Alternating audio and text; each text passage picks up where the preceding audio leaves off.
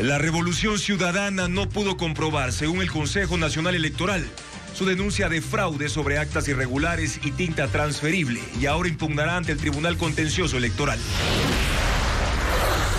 Ecuador confirma su primer caso de fiebre amarilla en Zamora Chinchipe, mientras la Organización Panamericana de la Salud recomienda reforzar la vacunación en la frontera norte por el incremento de contagios en Colombia. En los 2 primeros días de velorio público, unas 100.000 personas se han despedido del pontífice en la Basílica de San Pedro, cuyas puertas seguirán abiertas hasta la madrugada. Las inundaciones en Santa Lucía, Guayas, dejan 4.200 familias y 7.000 hectáreas afectadas, mientras que el 80% de la población de Marcavelí, en El Oro, se quedó sin electricidad por los deslaves. 2 asambleístas electas de la Revolución Ciudadana se enfrentan ante la justicia tras la difusión de grabaciones encontradas en los teléfonos de Augusto Verduga. Desde este mes, los clientes de bancos y cooperativas pueden pedir una prórroga de hasta 6 meses en sus deudas, que será analizada caso por caso.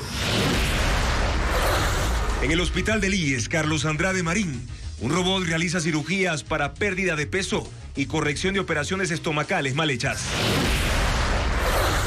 La guerra arancelaria de los Estados Unidos provoca preocupación en el sector automotriz de Ecuador por el impacto en los precios y las ventas. Televistazo explora las claves del éxito de Mushuk Runa, el único equipo que tiene puntaje perfecto en la Copa Sudamericana. Ha ganado todos sus partidos. ¿Qué tal, amigos? Buenas noches, bienvenidos al desarrollo de la información aquí en Televistazo Estelar. El Consejo Nacional Electoral negó las reclamaciones de la Revolución Ciudadana que buscaban la nulidad de las elecciones, alegando inconsistencias en casi 15.000 actas. El Pleno del organismo retomó la audiencia pública de escrutinios y, tras despejar las dudas de la lista 5, proclamó resultados que le dan el triunfo a Daniel Noboa. Lo informa Hernán Higuera. Ninguna de las 5 reclamaciones que hizo la Revolución Ciudadana al proceso electoral fue aceptada por el Consejo Nacional Electoral. El área técnica y jurídica del CNE no encontró evidencias ni pruebas de los supuestos errores, falta o inconsistencia de firmas, ni errores numéricos en las 1.875 actas que el correísmo pidió revisar. 4 consejeros acogieron las recomendaciones de sus técnicos y abogados y rechazaron los reclamos que a sus ojos no justifican la anulación de las elecciones y menos la apertura de urnas. Elena Nájera no asistió. La organización política no ha aprobado que se configure alguna causal para declarar la nulidad de los escrutinios. De las 1.875 actas, 14 presentaron errores en resultados finales y firmas. Eso es, dijeron, menos del 1% que permite el Código de la Democracia, y al no incidir en el resultado final, fueron negados. El procurador de la lista de Luisa González, Francisco Estarellas, junto a miembros del Movimiento Revolución Ciudadana, no aceptaron los resultados. Mostraron su inconformidad y hasta el final ensayaron un nuevo reclamo. Llegaron con 13.095 actas más que, según ellos, fueron modificadas en el sistema informático del CNE. En plena audiencia presentaron las actas y luego volvieron a cuestionar el proceso. El pedido de última hora también fue rechazado y, al no quedar reclamos pendientes, la presidenta del CNE solicitó el reporte final de los escrutinios para proclamar los resultados. Son resultados preliminares porque, según la normativa electoral, la Revolución Ciudadana tiene 3 días para impugnarlos ante el Tribunal Contencioso Electoral, instancia a la que el correísmo acudirá.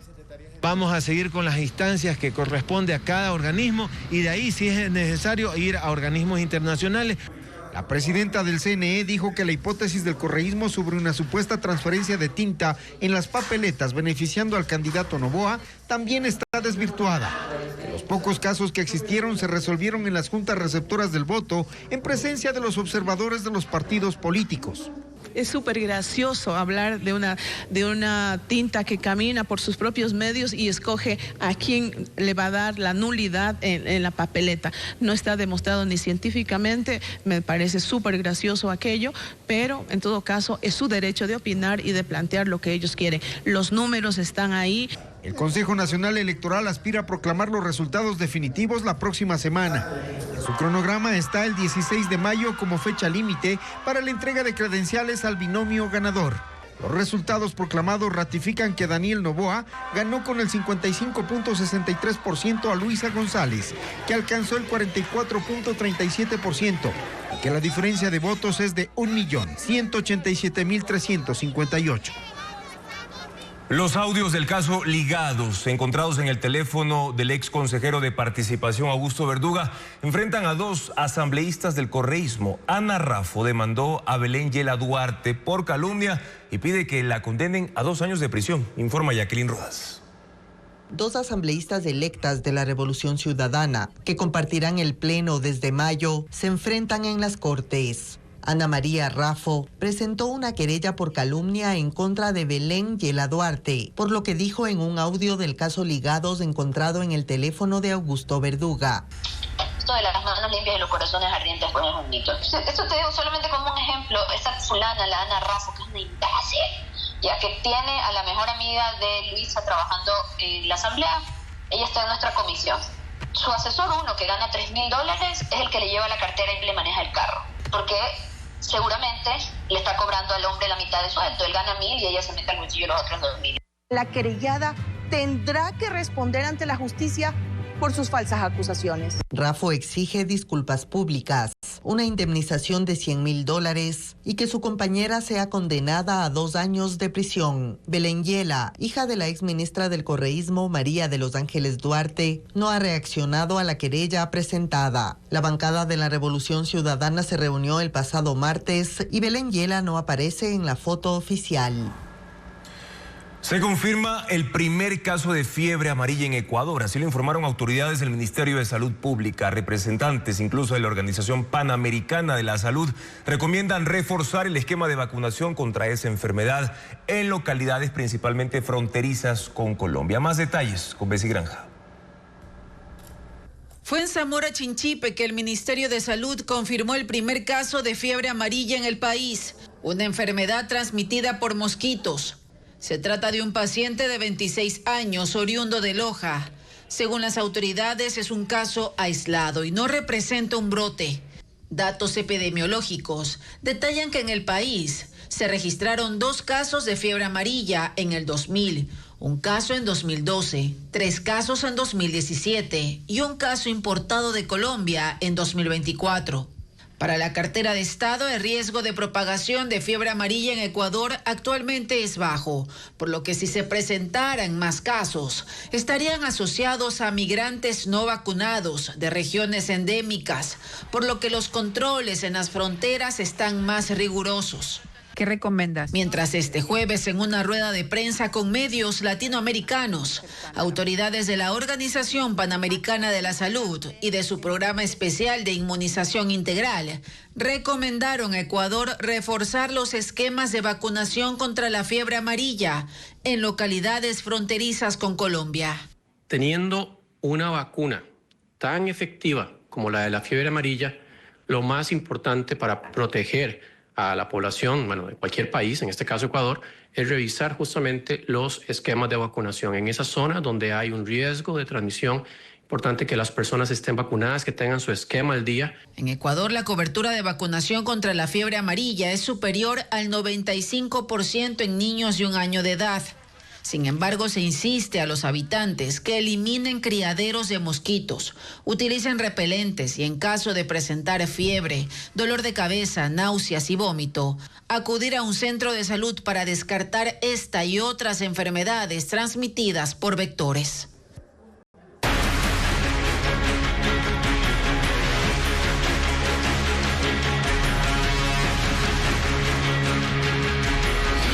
Invierno. Las lluvias sin tregua. La declaratoria de emergencia regional debido a los daños que dejan las lluvias se extendió por 60 días. La Secretaría Nacional de Gestión de Riesgos incluyó a las provincias Pichincha, Cotopaxi, Bolívar y también Chimborazo, donde se ha incrementado el número de personas afectadas. Pero ¿qué implica esos 2 meses adicionales? Lo informa Luis Alfredo Zúñiga. El número de personas afectadas por el invierno asciende a 172.000 en todo el país y según las cifras de la Secretaría Nacional de Gestión de Riesgos, entre el 23 de febrero y el 23 de abril, el número de perjudicados creció de manera acelerada. Por ello, se decidió ampliar la emergencia regional por 60 días, medida que se anunció el pasado 24 de febrero para las provincias de Esmeraldas, Manabí, Los Ríos, Guayas, Santa Elena y El Oro en la costa, además de Azuay y Loja en la sierra. Ahora se suman 4 provincias: Pichincha, Cotopaxi, Bolívar y Chimborazo. En algunas provincias, como la provincia de Santa Elena, tenemos cerca de 9.271% más de eventos respecto al periodo anterior. Con la medida, según el secretario nacional de Gestión de Riesgos, se agilitará la entrega de recursos para atender la emergencia. Con los 12 millones de dólares que tenemos, vamos a cerrar la brecha que en este momento teníamos. Estamos adquiriendo nuevos kits de alimentos, nuevos kits de higiene personal, familiar y kits de dormir. También estamos adquiriendo nueva flota vehicular. Sobre las descargas de la represa Daule Peripa, señaló que aunque están abiertas las compuertas, se lo hace de manera controlada, para que no corra toda la intensidad del caudal aguas abajo. Sin embargo, se ha sumado la fuerza de otros afluentes como el Pula, que han derivado en las inundaciones, pérdidas de miles de cultivos y personas evacuadas en los cantones asentados en la ribera del río Daule. Y aumenta el número de sectores inundados en Santa Lucía, esto es en la provincia de Guayas. Hay 4.200 familias perjudicadas y el nivel del río Daule sigue subiendo, afectando también a 7.000 hectáreas de cultivos. La emergencia en Santa Lucía, provincia del Guayas, fue declarada el 11 de abril y desde entonces la situación es más crítica. El río Daule llegó al límite de su cauce en este cantón y las consecuencias las sufren 4.200 familias. De esas 1.200 están en 13 sectores urbanos inundados: El Malecón, Miraflores y Jaime Roldós, San Javier, Malecón Escénico, Morochal, Las Mercedes y San Ramón. Este es el panorama en los sectores Miraflores y Jaime Roldós Aguilera. El agua ha cubierto por completo las calles y la única forma de movilizarse es en canoa. Decenas de familias se han visto obligadas a dejar sus hogares y otras están prácticamente atrapadas en los pisos altos. La actividad comercial en esta zona se ha reducido a cero. Pérdidas allá adentro, que se dañan las cosas, a veces se dañan las cosas por momentos que no hay venta. Hay 3.000 familias perjudicadas en 65 sectores rurales, como El Mate, El Tormento, El Paraíso y La Capilla, donde los moradores han tenido que improvisar una carpa y 7.000 hectáreas de cultivos están afectados, sobre todo de arroz. Los animales se han ido agua abajo, otros se han ahogado, no hay dónde darles de comer, no tenemos agua, hay muchos niños que están con picazones en todo el cuerpo. Las familias siguen evacuando a casas de parientes y 54 personas están en el albergue cantonal. La represa Daule Peripa ya no puede contener por completo al creciente río Daule y aunque el agua se desfoga de manera controlada, los daños en los cantones que están en su ribera empeoran.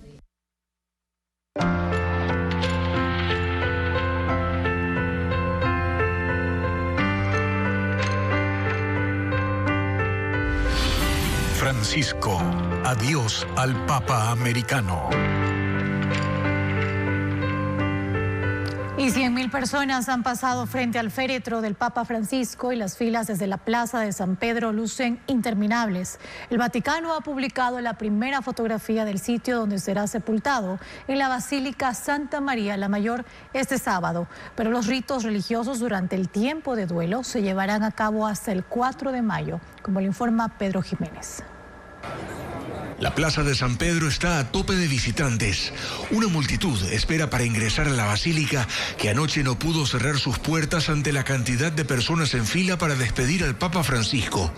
Si esta noche es igual, se ha dispuesto que una vez más se mantenga abierta al menos hasta las 5 de la mañana, tal como ocurrió esta madrugada. La seguridad del Vaticano ha reorganizado los accesos para permitir un flujo constante y ordenado. En el interior, la nave central de la basílica también está llena y al llegar frente al sitio donde está colocado el féretro, los fieles presentan sus respetos a Francisco. Entre quienes estuvieron hoy fue posible observar a familiares del pontífice, también a jugadores de la selección argentina de fútbol. El flujo de visitantes es permanente y durante el día las filas se extendieron por más de 2 kilómetros en las calles de Roma. El cuerpo de Francisco estará expuesto hasta este viernes, pues el sábado será la misa fúnebre, una ceremonia solemne a la que han confirmado asistencia 50 jefes de Estado y de Gobierno, 10 monarcas y 130 delegaciones internacionales. El Vaticano publicó esta tarde la primera fotografía del sitio donde será sepultado Francisco en la Basílica Santa María la Mayor, un lugar que por estos días también es recorrido por miles de personas, pues el Vaticano informó que el sepelio será un acto privado y solo desde el domingo se podrá visitar al Papa en su tumba. Los cardenales que participarán en la elección del nuevo pontífice siguen llegando a Roma y los 113 que ya están ahí se reunieron hoy en la tercera congregación para seguir definiendo otros detalles de los funerales y los días posteriores de luto. Anunciaron que tras la misa funeraria del sábado 26 comenzarán los novendiales, los tradicionales 9 días de duelo que se extenderán hasta el domingo 4 de mayo con una serie de actos litúrgicos que se realizarán en la Basílica de San Pedro. Estarán presididos por cardenales y serán abiertos al público. Los cardenales tendrán otros encuentros en estos días y se estima que solo cuando la mayoría o todos los cardenales electores estén en Roma decidirán la fecha de inicio del cónclave. Las instituciones financieras pueden diferir hasta en un plazo de 180 días el pago de cuotas por vencer a los clientes que soliciten ese alivio.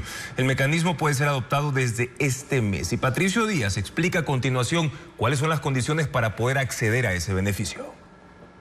Cualquier persona que requiera aliviar su deuda de manera temporal puede solicitar el diferimiento de sus cuotas durante 6 meses. Así lo resolvió la Junta de Política y Regulación Financiera, basándose en una disposición de la Ley de Mujeres Emprendedoras. La resolución empezó a regir desde este mes e indica que se podrán aplazar los pagos de cuotas por vencer, no vencidas, hasta por 180 días, sin que se cobren costos adicionales o intereses por mora. La medida regirá hasta el 30 de septiembre. La Asociación de Bancos Privados informó que la aplicación del beneficio está sujeta al análisis de la situación de cada cliente para determinar la viabilidad o no del alivio. Esa evaluación también se realiza en las cooperativas de ahorro y crédito. Edgar Peña Herrera, gerente de Icorred, explica que se revisará la capacidad de pago del asociado. Es decir, ¿para qué le damos un diferimiento de crédito? Para que tenga un tiempo, un lapso en el que pueda recuperarse adecuadamente y luego pueda honrar su deuda. Pero si esta persona no va a tener esa capacidad, entonces no tiene sentido que le demos. Según Asobanca y la red de cooperativas, se requieren esos análisis para garantizar la protección de los recursos de los depositantes y la sostenibilidad de sus sistemas. Hospital Carlos Andrade Marín del IES en Quito, un robot logra la mayor precisión para las cirugías de pérdida de peso. Su uso está reservado para pacientes que por extrema obesidad han desarrollado diabetes, hipertensión y otras enfermedades, como le explica Diego Puente. Por primera vez, un hospital público en el país realiza cirugías para reducción de peso con un robot de alta precisión. El Hospital Carlos Andrade Marín, en Quito, incorporó el brazo robótico Da Vinci XI. Su uso está reservado para pacientes que por su extrema obesidad han desarrollado diabetes, hipertensión, problemas renales, hepáticos o trastornos de sueño. No es para procedimientos estéticos. Los médicos dirigen el robot desde una consola, ejecuta movimientos precisos porque corrige el temblor de la mano. Reduce el tamaño de las incisiones, lo que se traduce en menos pérdida de sangre, reducción de riesgos de infección y una recuperación más rápida. El cirujano desde la consola va a ir y va a trabajar, va a llegar más fácilmente a los sitios que son poco amigables cuando estoy haciendo la laparoscopía. Y se sutura, se cose, se corta, se repara, pero obviamente el que lo hace es el cirujano. La precisión de este robot permite hacer otro tipo de intervención quirúrgica relacionada a la obesidad, las cirugías revisionales. Al Hospital Carlos Andrade Marín llegan pacientes con problemas de cirugías bariátricas mal ejecutadas o que desarrollaron efectos secundarios, como ganar peso, reflujo, ardor crónico en el pecho, tos, mareos y vómitos constantes. Incluso pueden revertir la cirugía de bypass gástrico en caso de que la vida del paciente corra peligro. Entonces son los pacientes que tú los ves y dices, oh, de ganas se operó, mira, qué flaco, qué caquético, ya parece que se va a morir. Entonces son pacientes muy desnutridos que necesitan revertir el primer procedimiento y tratar de dejarlo lo más anatómicamente posible. El brazo robótico Da Vinci llegó en diciembre del 2024 y es de última generación. Se utiliza para procedimientos laparoscópicos en otras especialidades. La venta de vehículos se redujo en 18% en 2024 y en los primeros meses de 2025 la tendencia se mantiene a la baja. El mercado automotriz en este momento está liderado por los autos chinos. Patricio Díaz informa más detalles de cómo se encuentra este sector de la economía nacional. Las diferencias arancelarias para los vehículos, dependiendo de su origen, preocupan al sector automotriz, porque han generado distorsiones en el mercado. Secuelas que pueden empeorar por la guerra comercial iniciada por los Estados Unidos. China lidera las ventas de vehículos en el país. La tendencia viene de años atrás y en 2024 obtuvo una ventaja adicional por el Tratado de Libre Comercio, que redujo 6 puntos su arancel, y en 2038 llegará a 0. La Unión Europea no paga arancel por el TLC. Para Colombia también es de 0% por beneficios de la Comunidad Andina. Y Estados Unidos recibió una reducción al 10% en los últimos días. La Asociación de Empresas Automotrices del Ecuador ve necesaria una revisión de los aranceles para que haya igualdad de condiciones con otros países que mantienen el 40%. Es uno de los pocos mercados que, en medio de un proceso de apertura comercial que hemos vivido en años recientes, pues todavía no ha reformado su estructura arancelaria en una primera fase. Seguimos teniendo aranceles a los límites permitidos por la Organización Mundial de Comercio del 40%, y eso está aplicado a muchos de los países de nuestros principales socios comerciales.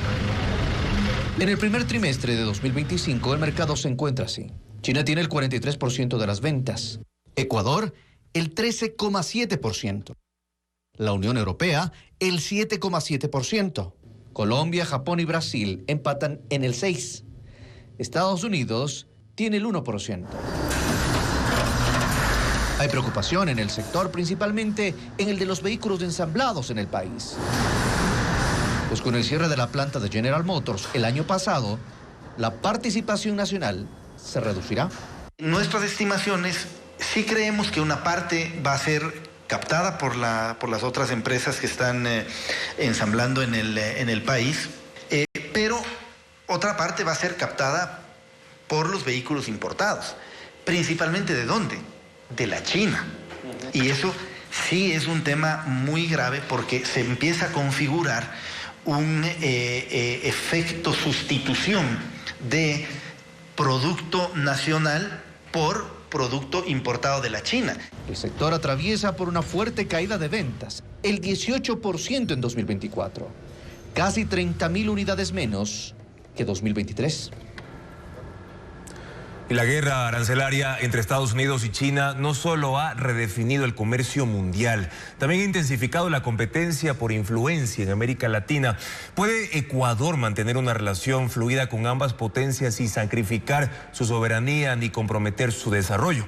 En el programa Contacto Directo, 2 analistas indicaron que la respuesta está en la construcción de una estrategia geopolítica coherente. Lo informa María Gabriela Carpio. En un mundo dividido por aranceles, advertencias diplomáticas y tensiones crecientes entre las dos principales potencias económicas, Ecuador se enfrenta a un dilema. ¿Cómo llevar su relación con China sin alterar su acercamiento con Estados Unidos? En el programa Contacto Directo, la internacionalista y docente de la Pontificia Universidad Católica del Ecuador, Lorena Herrera Vinelli, sostuvo que los acuerdos comerciales y de cooperación internacional son al mismo tiempo la hoja de ruta y una tabla de salvación a los que Ecuador debe acogerse. China ha dicho que no va a permitir, por ejemplo, que algunos países establezcan algunos vínculos y sobre todo en el ámbito de comercio que afecten sus intereses. Gloria Erdaya Salinas, del Centro de Investigaciones Económico y Social de Bolivia, destaca que China invierte donde Estados Unidos se replegó, pero bajo sus propios términos, y Ecuador, como muchos en la región, aceptó no por convicción estratégica, sino por necesidad.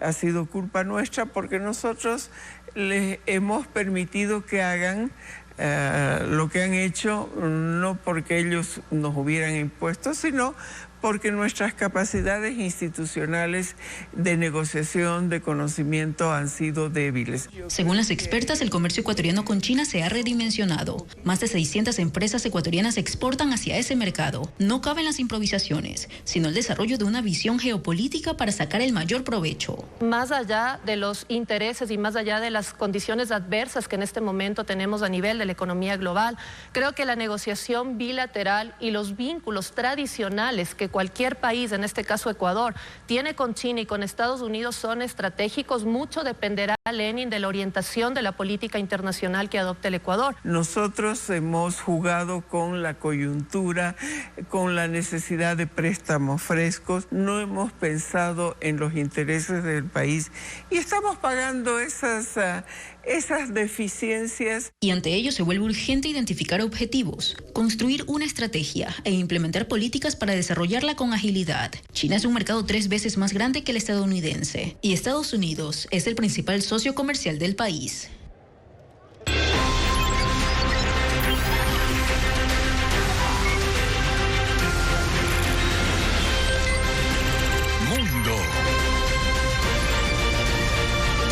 La comunidad católica de la Franja de Gaza llora la muerte del Papa Francisco. El pontífice forjó un vínculo fuerte y profundo con ellos, llamando cada noche a la única iglesia de la zona de guerra para orar con ellos y preguntarles cómo estaban. Yusuf. Buonasera, Santo Padre. Buonasera, ¿cómo estás? Durante los últimos 18 meses de su vida, este fue el ritual nocturno del Papa Francisco. A las 8 de la noche, una llamada a Gaza. ¿Cosa avete mangiato oggi? Ahí hablaba con el argentino Gabriel Romanielli, el párroco de la Sagrada Familia, la única iglesia católica en la zona de guerra. Preguntaba qué habían comido, cómo estaban los niños y enfermos, y oraba junto a ellos. Las llamadas iniciaron 3 días después de la guerra, y la última fue el sábado, 2 días antes de su muerte. El Papa Francisco fue muy querido y estuvo muy cerca de la comunidad, no solo de los cristianos, sino de todo el pueblo de Gaza. Nos pidió orar, nos dio una bendición y nos agradeció por todo el servicio por la paz, dijo el párroco. El vínculo que forjó el pontífice con las 500 personas refugiadas en la iglesia es muy profundo y especial. Su muerte ha sido un duro golpe. El Papa fue nuestro mayor apoyo después de Dios en esta guerra y siempre fue como un bálsamo para nuestras heridas y nos decía que fuéramos fuertes y que estaba unido a nosotros en oraciones por la paz. Ahora en la iglesia La Sagrada Familia de Gaza, una de las muchas comunidades a las que el Papa Francisco conmovió, se reúnen para orar por su alma. Rusia lanzó un ataque masivo con misiles contra Kiev, la capital de Ucrania. Esto provocó el rechazo del presidente de Estados Unidos, Donald Trump, quien le reclamó a Vladimir Putin señalando que este ataque era absolutamente innecesario y que debe detenerse y llegar a una negociación de paz. Ocurre en los momentos más tensos de la guerra cuando, a pesar de los discursos, ninguna de las partes parece enteramente comprometida a un acuerdo. La noche y la madrugada en Kiev transcurrieron en medio de un ataque masivo desde Rusia, con 70 misiles balísticos y 145 drones usados contra varios objetivos en la capital de Ucrania, dejando un saldo provisional de 12 muertos, 70 heridos y un número indeterminado de desaparecidos que pueden estar bajo escombros, incluidos algunos niños. Estados Unidos ha dicho ya que si las conversaciones para un alto al fuego no hacen progresos, se retirarán de los diálogos. Al conocer de la ofensiva del ejército del Kremlin, Donald Trump en redes sociales escribió que estos ataques han sido innecesarios y en muy mal momento. Vladimir, detente. 5.000 soldados están muriendo por semana. Hagamos el acuerdo de paz. Cuando apenas ayer Donald Trump decía que negociar con el presidente de Ucrania, Volodymyr Zelensky, era más difícil que negociar con Putin, pues Zelensky se niega a reconocer incluso la hegemonía de Rusia sobre la península de Crimea, a la que Rusia invadió en 2014 y anexó a su territorio. Volodymyr Zelensky se vio obligado a cortar esta mañana la visita que había iniciado a Sudáfrica y el primer ministro británico Keir Starmer dijo que este ataque es un recordatorio de que el agresor es Rusia. Pero las discusiones sobre el futuro de Ucrania entre aliados europeos como Francia y Reino Unido junto con Estados Unidos tampoco avanzan y la cumbre que estaba prevista para ayer en Londres fue suspendida. Máxima tensión entre India y Pakistán. El atentado del martes en el que murieron 26 turistas indios en un sitio de vacaciones en la región de Cachemira, administrada por el gobierno de Nueva Delhi, ha hecho que India suspenda la emisión de visas a pakistaníes. Además, frenó un tratado sobre la distribución de recursos hídricos en la zona, lo que afecta directamente a la agricultura de Pakistán. El gobierno de Islamabad considera que eso es un acto de guerra y cerró su espacio aéreo al paso de aeronaves de India y niega cualquier vínculo con el grupo insurgente Frente de Resistencia, autor del ataque. Y 2 estados de Estados Unidos presentaron una demanda contra la administración de Donald Trump por sus políticas arancelarias que aseguran están desestabilizando la economía del país. A la par, los directivos de varias cadenas de tiendas se reunieron con el presidente para advertirle que sus medidas los dejarán sin productos en sus almacenes. Una coalición de 2 estados encabezada por los fiscales generales de Oregon y Arizona presentaron una demanda federal contra la Casa Blanca para bloquear los aranceles impuestos por el presidente Donald Trump. Alegan que estas tarifas son ilegales y exceden los poderes constitucionales del Ejecutivo al no contar con una autorización del Congreso. También admiten que las medidas podrían desestabilizar la economía de Estados Unidos. La demanda fue presentada ante el Tribunal de Comercio Internacional e incluye a fiscales de Nueva York, Illinois, Maine, Minnesota, Nevada, entre otros. A la par, ejecutivos de las tiendas Walmart, Target y Home Depot se reunieron en privado con Trump, advirtiendo que sus políticas comerciales están afectando gravemente la cadena de suministros, lo que podría dejar vacíos sus estantes en todo el país. Estados Unidos importa ropa, zapatos, videojuegos y juguetes de China, café, té y plátanos de América Latina y Asia, y medicamentos de Irlanda, Suiza, India, Alemania y Singapur, además de electrodomésticos y vehículos que llegan de Canadá, México y Japón. La administración Trump defiende sus aranceles como una estrategia para fortalecer la industria estadounidense frente a la competencia desleal, especialmente de China, a cuyos productos aplicó un arancel del 145%. El expresidente brasileño Jair Bolsonaro recibió en el hospital una citación por el proceso judicial en su contra por presunto intento de golpe de Estado. El documento fue entregado un día después de que el exmandatario realizara una transmisión en vivo desde una casa de salud en Brasilia, donde se recupera de una operación intestinal. El Tribunal Supremo Federal de Brasil aperturó un juicio contra Bolsonaro y otros ciudadanos por supuestamente organizar un golpe de Estado tras las elecciones de 2022, donde ganó Luis Ignacio Lula da Silva. Un furgón de la lectura y el pasaporte a la lectura son actividades novedosas que se desarrollan en Cañari y también en Riobamba por el Día Internacional del Libro que se conmemoró el 23 de abril. En el transcurso de esta semana se seguirán organizando más eventos para celebrar esta fecha. Estefanía Arias resume estas y otras actividades literarias.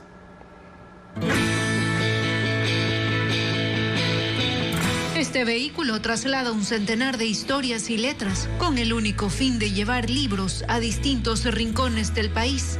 Es el furgón de la lectura que llegó esta mañana a Azogues. La feria, denominada Azogues Lee, Actívate, se inauguró en el centro de la capital de Cañar con un desfile de estudiantes de 20 instituciones educativas. Durará hasta el viernes 25. Y dentro de la agenda hay exposiciones, recreaciones narrativas y jornadas de cuentacuentos. En Riobamba, textos, piezas arqueológicas y pinturas son parte de Pasaporte a la Lectura, una de las actividades que se desarrollan en el Museo Centro Cultural de esta ciudad.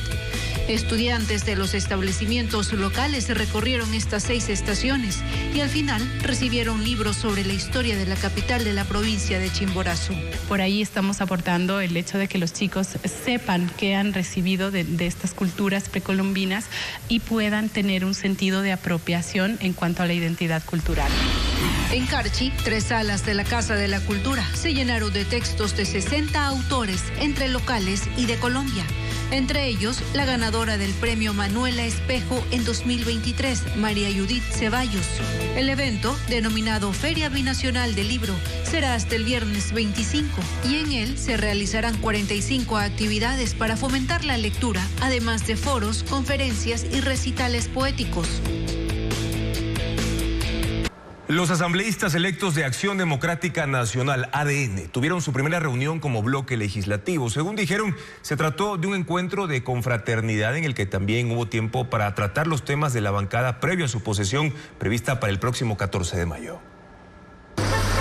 Finales de la tarde y el movimiento alrededor del Hotel Oro Verde en Guayaquil delataba la cercanía de algo o de alguien importante. Policías por un lado, militares por otro y gente que llegaba apurada para alcanzar a cumplir. Bajándome del avión. Jorge Chamba actualmente es asambleísta y lo volverá a hacer en el siguiente periodo porque fue reelecto en las elecciones del 13 de abril. Hoy es la primera convención de ADN a nivel nacional. Todos los asambleístas vamos a dialogar para conocernos. La reunión obedeció a una invitación que la asambleísta más votada, Anabela Asín, hizo al resto de asambleístas electos. Bueno, confraternizar. 66 en principio, aunque ahora sumen más. Estamos 70 asambleístas con algunos aliados, entramos 67 asambleístas y bueno, pues estamos conversando con algunos otros que posiblemente se unan pronto. Valentina Centeno llegó a la reunión ya entrada la noche. Al fin y al cabo no había que cumplir horarios porque era una reunión de confraternidad, aunque también sirvió para hacer una especie de declaración de intenciones sobre la conformación de la asamblea. Bueno, sí hay algunas comisiones que son fundamentales, las comisiones económicas sobre todo en temas de seguridad, en temas de justicia, son comisiones que sin duda alguna van a marcar también una agenda importante y nosotros vamos a buscar tener ahí una participación mayoritaria, ¿no? Y no solo las comisiones, el bloque de ADN también tiene en la mira la presidencia de la Asamblea Nacional. A la doctora Anabela Asín. Por ello, por derecho, le corresponde a ella manejar la sesión de la Asamblea Nacional y luego mocionarse para que sea la presidenta de la Asamblea Nacional. La nueva asamblea se posesionará el próximo 14 de mayo.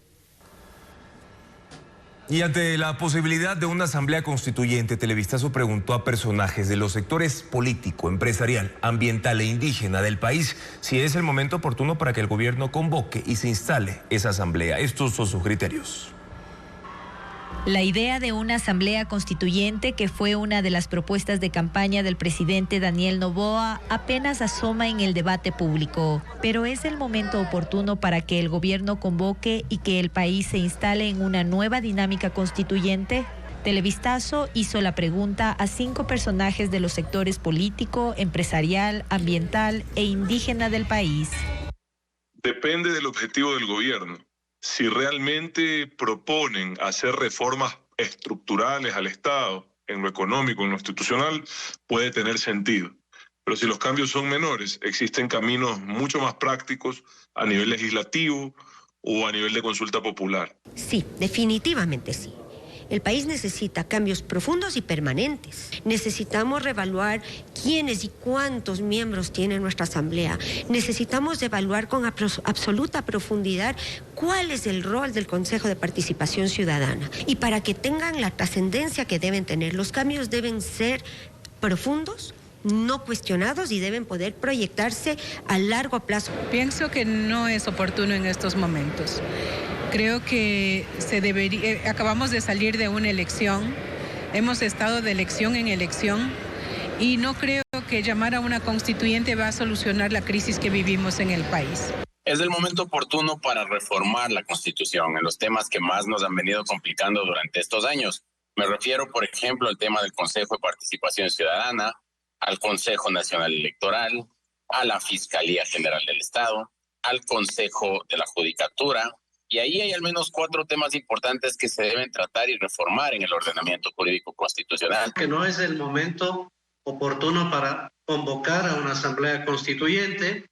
Hay el camino de una reforma constitucional. Tenemos afán de que desaparezcan muchas instituciones creadas por el socialismo del siglo XXI, como el Consejo de Participación. Es una necesidad también modernizar la justicia. Pero la constituyente lleva aproximadamente 2 años. Si se concreta la promesa de campaña de Daniel Noboa, será la segunda vez en menos de 20 años que se redacte una nueva constitución. Pero antes, esta propuesta debe ser aprobada por la Corte Constitucional y contar con el respaldo popular en las urnas. El Consejo de la Judicatura intenta resolver la disputa interna que impide avanzar en la selección de los nuevos jueces constitucionales. La vocal Yolanda Yupanqui propició un diálogo al que asistieron Yolanda Goyes y el presidente Mario Godoy. Luego de 4 intentos fallidos para instalar la sesión del Consejo de la Judicatura, los 3 integrantes del Pleno empezaron un diálogo. El presidente Mario Godoy y la vocal Yolanda Goyes atendieron el llamado de la vocal Yolanda Yupanqui. Le ruego, señor presidente, quedarse en su sitio ahorita. Y segundo, que se le haga una invitación a la doctora Goyes. Por favor, pida a alguien que baje a su oficina a pedirle que se incorpore. El punto en conflicto es el reglamento para elegir a los jueces constitucionales de la nueva unidad especializada, aprobada en consulta popular. Solanda Goyes no está de acuerdo con el texto que Godoy y Yupangui podrían aprobar si ella da quórum. Para impedirlo, no se presenta. Según Goyes, el documento contiene inconstitucionalidades y pide publicarlo para recibir observaciones. Tras el llamado de Yolanda Yupangui, los tres se reunieron ayer a las 5 de la tarde en privado. Acordaron tratar los desacuerdos con sus equipos técnicos y buscar alternativas. Goyes asistió a la sesión del Pleno de esta tarde convocada por el presidente para resolver otros temas, mientras intentan un consenso sobre el reglamento que está en disputa. Si el Consejo de la Judicatura pasa el bache y logra aprobar el documento, igual no cumplirá el mandato popular que ordenó implementar la unidad de jueces constitucionales hasta el 9 de mayo. La muerte de 6 menores de edad en comunidades indígenas del cantón Taisha en Morona, Santiago, encendió las alertas en el sistema de salud. Los niños presentaron síntomas graves, aún sin diagnóstico, lo que llevó al Ministerio de Salud Pública a desplegar una intervención epidemiológica en territorios de la nacionalidad achuar para contener la emergencia y determinar el origen. Una intervención epidemiológica se desarrolla en comunidades indígenas del cantón Taisha en Morona, Santiago, tras la muerte de 6 menores de edad. Los síntomas que presentaron fueron vómito con sangre, fiebre alta y dolor generalizado en las articulaciones. El Ministerio de Salud confirmó que las zonas bajo observación son Machuín, Zúrich Nuevo y Pampanza, asentamientos en plena selva dentro del territorio de la nacionalidad achuar. Desde este miércoles, una brigada médica fue trasladada en avioneta hasta la zona para realizar chequeos domiciliarios. Hasta el momento se han examinado 129 personas. Según la prefectura, la enfermedad no se limita a Morona, Santiago, también está en Pastaza. Porque hoy acabo de recibir una notificación desde la comunidad achuar de Charapa, donde hay de similar síntomas 3 personas de gravedad. Hasta el cierre de este informe, el Distrito Zonal de Salud indicó que aún no se ha determinado la causa de las muertes, debido a que las familias de los niños pertenecientes a la nacionalidad achuar han rechazado la realización de autopsias por razones culturales. Este jueves, personal de la Fiscalía ingresó a la zona con el objetivo de dialogar con los familiares y obtener su consentimiento. Tampoco se ha señalado el número de pobladores en el área que presentan síntomas similares.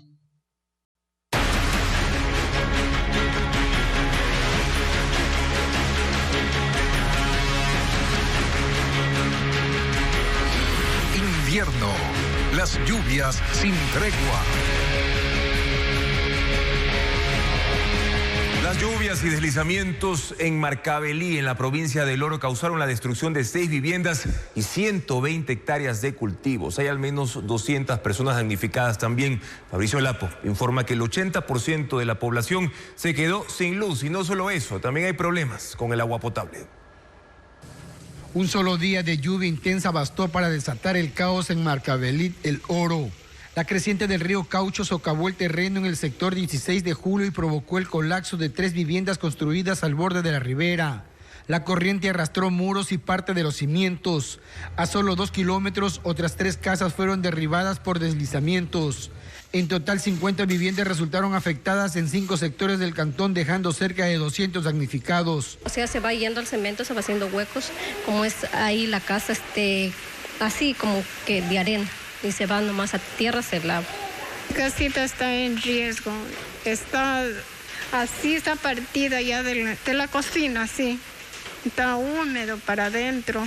En el sector poblado, el desbordamiento de una quebrada provocó el colapso de 2 alcantarillas y partió una vía.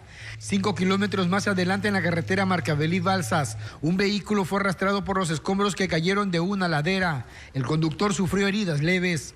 La zona rural no quedó exenta. Hay 3 puentes destruidos y más de 20 deslizamientos mantienen incomunicados a decenas de productores agrícolas. El desbordamiento de la quebrada Jerusalén y otros 2 ríos arrasó con 120 hectáreas de cultivos de maíz, plátano, café, cacao y pimiento. Hay 80 agricultores perjudicados. Significa que quedamos en la ruina, porque de eso sabíamos vivir, dijo. Porque, pongamos, yo tenía mi huertita de café. Al momento, el 80% del cantón permanece sin energía eléctrica por la caída de postes de alumbrado. y unos 6.000 habitantes están sin servicio de agua potable debido a las afectaciones en 6 plantas de captación. Y 10 vías en Ecuador están cerradas por afectaciones invernales, mientras que 51 están parcialmente habilitadas. La mayoría de los bloqueos ocurren en la provincia de Loja, en el sur del país. Además, la carretera Juján-Babahoyo está inundada nuevamente. Lo informa Luis Alfredo Zúñiga.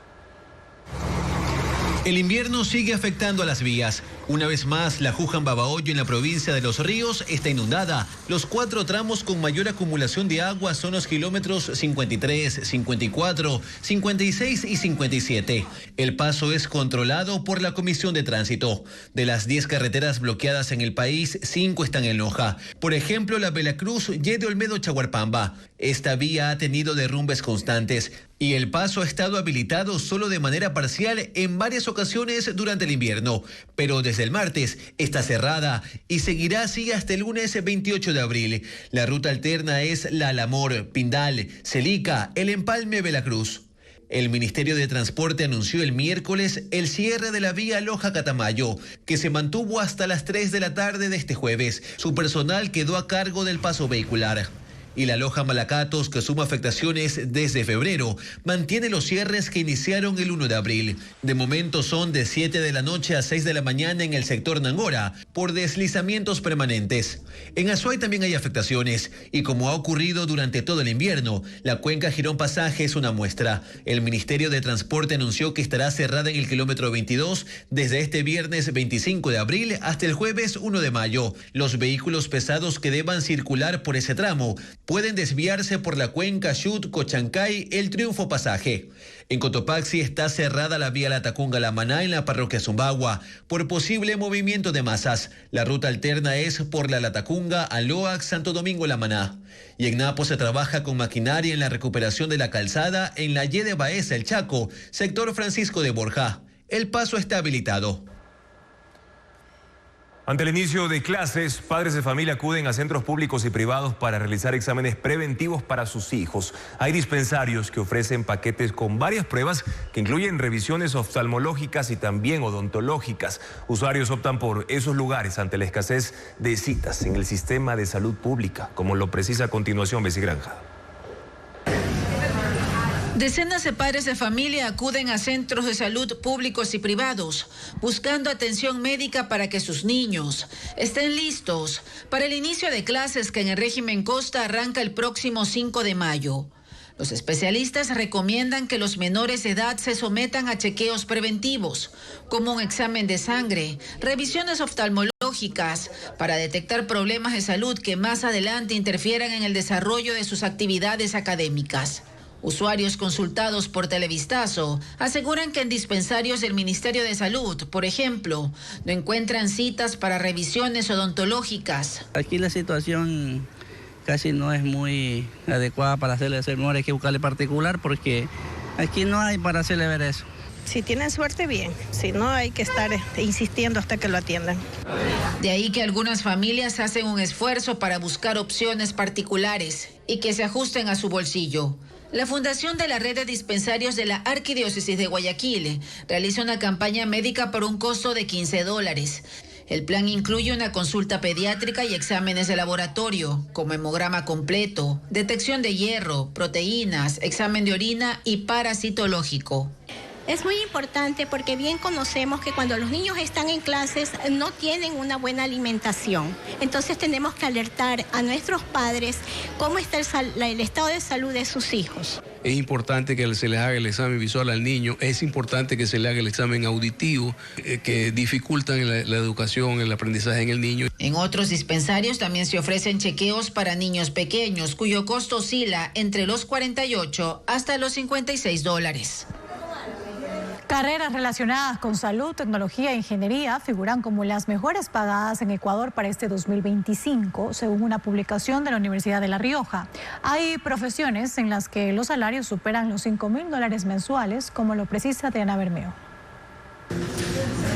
Las afinidades y habilidades no son los únicos factores que se toman en cuenta al decidir qué carrera estudiar. También lo es la remuneración. Es la conclusión de la Universidad de La Rioja en una publicación que detalla cuáles son las carreras mejor pagadas en Ecuador en 2025. Lideran las relacionadas con ciencias de la salud, tecnología e ingenierías. En primer lugar está medicina y cirugía con sueldos mensuales promedio entre $1,500, $5,000 o más. Ingeniería química entre $1,500 y $4,000. Ingeniería mecánica o en telecomunicaciones hasta $2,500. Ingeniería en petróleos e ingeniería civil alrededor de $2,200. Ingeniería en sistemas y administración de empresas, $2,000.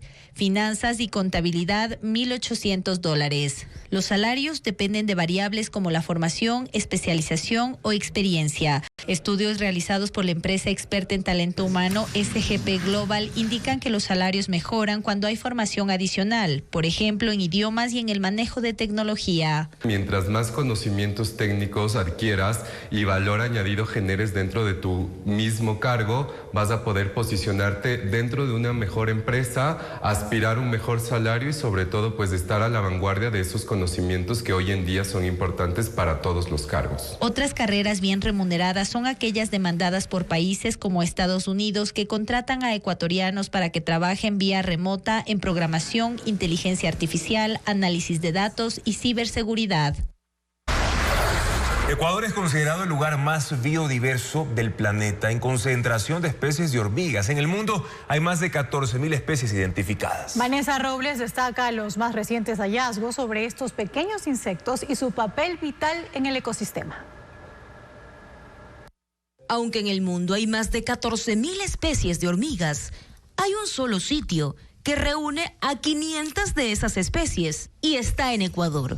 Según el estudio Diversidad de Especies y Patrones de Distribución de las Hormigas de la Amazonía Ecuatoriana, publicado en la revista científica PLOS ONE, esta área natural es considerada la más biodiversa para los ejemplares. En el Parque Nacional Yasuní se concentra entre los diferentes estratos, tanto en el dosel, en la copa de los árboles, hasta debajo del suelo. Asimismo, otro estudio publicado en la revista Proceedings of the National Academy of Sciences, hay aproximadamente 20 cuatrillones de hormigas en la Tierra, es decir, son 2,5 millones de hormigas por cada ser humano en el planeta. El peso de todas ellas equivale a 12 millones de toneladas. Esto representa el 20% del peso de todos los seres humanos que habitan en el mundo. Pero, ¿son destructoras o aportan al ecosistema? En realidad, la mayoría de las especies mantienen el equilibrio de los ecosistemas y están en realidad en los bosques. Aunque miden en promedio de 3 a 5 milímetros, las hormigas son capaces de hazañas sorprendentes como levantar hasta 50 veces su peso, trabajar en equipo, orientarse e incluso contar sus pasos. Y están en casi todo el planeta, excepto en la Antártida. Estos diminutos insectos viven unas 2 semanas si son obreras y hasta 10 años si son reinas. Se comunican mediante feromonas, vibraciones y toques con las antenas. Son expertas excavadoras. Pueden construir túneles con sistemas de ventilación natural y almacenes de comida, todo bajo tierra.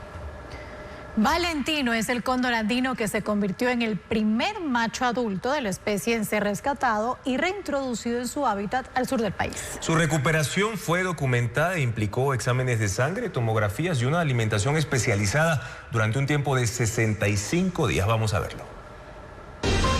Era 14 de febrero cuando este cóndor fue hallado en la vía Cuenca Soldados. La comunidad llamó a brigadas ambientalistas que lo rescataron al borde del río Yanuncay. Tenía al menos 7 perdigones en su cuello y cráneo. Porque cuando lo encontramos nosotros, prácticamente él supo que tenía que dejarse ayudar. Allí empezó la lucha de Valentino. Así lo llamaron porque fue hallado el Día del Amor y la Amistad. Su recuperación tomó 65 días, que fueron documentados por la productora ecuatoriana In-House Media en una pieza audiovisual de 11 minutos, titulada Valentino, el cóndor que volvió a ser libre. Disponible en YouTube. La Fundación Cóndor Andino y el Bioparque Amaru se encargaron de que sobreviva. En sus cuidados se invirtieron unos $15,000. Estaba con hipotermia fuerte, el metabolismo sumamente desgastado. Afortunadamente eso le logramos estabilizar dándole una terapia de calor, una terapia de fluidos, una fluidoterapia que le reanimó. Valentino es un macho de aproximadamente 30 años y se convirtió en el primer ejemplar adulto en ser rescatado y que sobrevive para ser liberado en el sur del país.